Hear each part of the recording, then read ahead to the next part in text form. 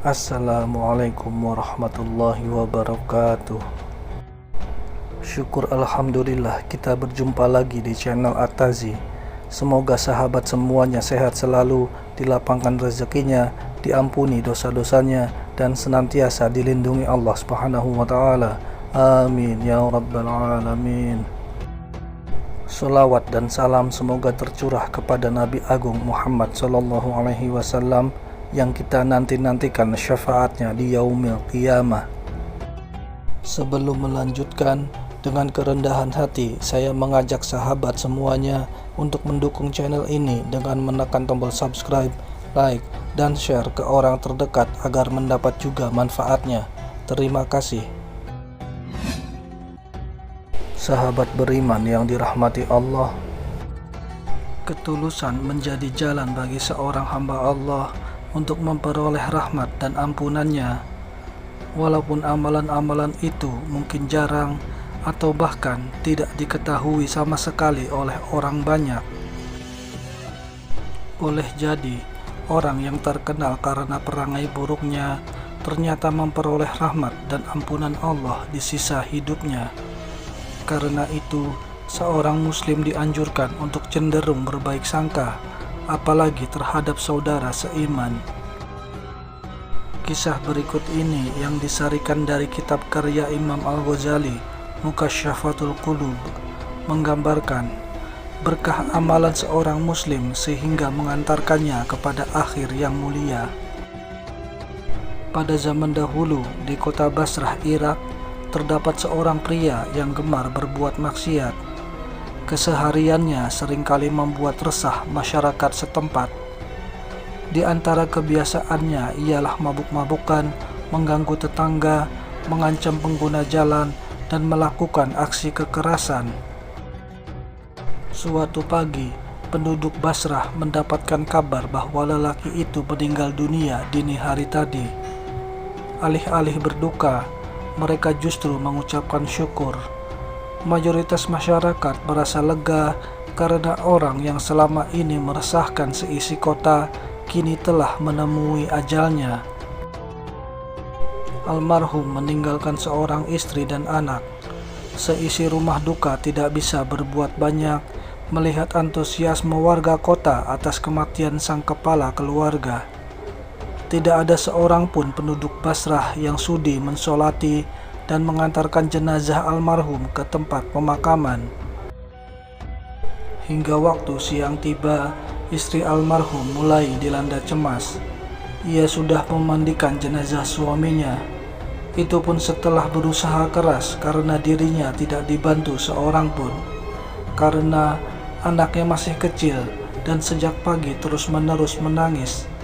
Sementara itu, para tetangga di sekitar rumahnya sama sekali tidak peduli dengan keadaannya.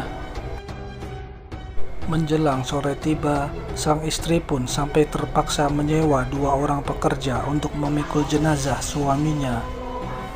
Keduanya lantas memanggul jenazah tersebut sampai ke musola terdekat. Setelah beberapa jam, tetap saja tidak ada orang yang datang untuk mensolati sang mayit.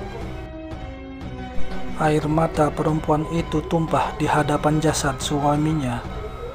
Setelah melaksanakan sholat jenazah seorang diri, ibu seorang anak itu pun membawa jenazah suaminya ke lahan luas untuk dikuburkan. Dalam keadaan bingung, istri almarhum kemudian didatangi seorang tua yang ahli ibadah. Rumah sang alim terletak di atas bukit yang cukup jauh dari lahan pemakaman.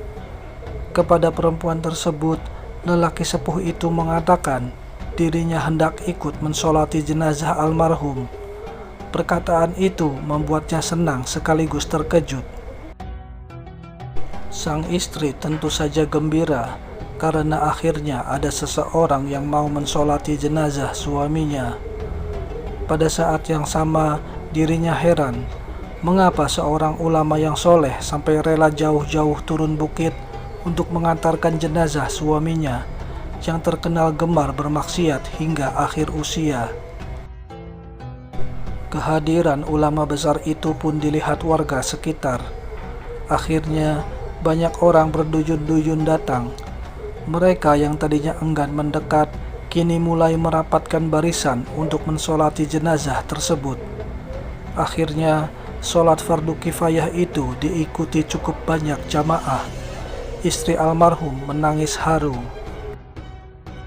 Sesudah jenazah dikebumikan, beberapa orang menghampiri dai yang ditunjuk waliullah itu. Mereka ingin mendengar alasan sang alim mengapa bersedia mensolati orang yang semasa hidupnya kerap melakukan kejahatan. Semalam aku mendengar dalam mimpiku sebuah suara yang mengatakan, "Turunlah kamu kepada si Fulan, karena tidak seorang pun yang mau mensolati jenazahnya. Solatkanlah ia, sebab ia telah diampuni Allah Subhanahu wa Ta'ala," tutur orang tua itu. Jawaban tersebut masih kurang begitu menerangkan bagi mereka apa yang telah dilakukan almarhum, sehingga seorang waliullah diberi ilham oleh Allah Ta'ala untuk mengurus jenazahnya. Bukankah almarhum semasa hidupnya kerap melakukan maksiat? Menyadari keheranan mereka, sang ahli ibadah kemudian memanggil istri almarhum dan menanyakan perilaku suaminya semasa hidupnya. Setelah terdiam cukup lama, perempuan itu kemudian berkata, "Orang-orang mengetahui bagaimana kebiasaan almarhum suami saya. Sehari-harinya dia hanya berbuat dosa dan maksiat. Setiap malam dilewatinya dengan mabuk-mabukan. Apakah ada amalan kebaikan yang pernah dilakukan suamimu semasa hidupnya? Coba diingat-ingat kembali," tanya sang waliullah. Sejenak, perempuan itu terdiam. Lantas dirinya menjawab, "Oh iya, saya ingat sekarang. Suami saya pernah melakukan 3 amalan sebelum ajal menjemputnya." "Apakah itu?" tanya orang alim itu lagi. "Pertama," ujar sang istri, "pernah suami saya dalam kondisi mabuk hingga waktu subuh. Begitu mendengar azan subuh, ia segera mengganti pakaiannya dan mengambil wudhu. Ia lantas bergegas ke masjid untuk mengikuti sholat subuh. Kedua, pada suatu malam ia pernah tersadar dari mabuknya. Di sepertiga akhir malam itu, ia bersimpuh di atas sajadah dan menangis.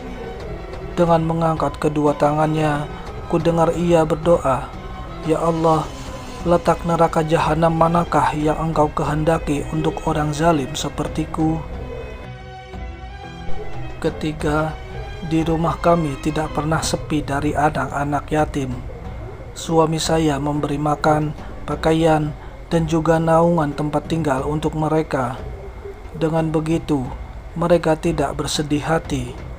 Bahkan, kadang-kadang saya menyangka rasa sayangnya untuk anak-anak yatim melebihi terhadap anak kami sendiri."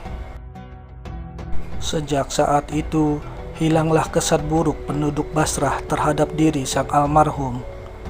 Mereka mengenangnya sebagai muslim yang baik. Demikianlah, ketulusan menjadi jalan bagi seorang hamba Allah untuk memperoleh rahmat dan ampunannya. Wallahu a'lam bishawab. Demikian yang bisa saya bagikan. Semoga bermanfaat bagi sahabat semua. Wassalamualaikum warahmatullahi wabarakatuh.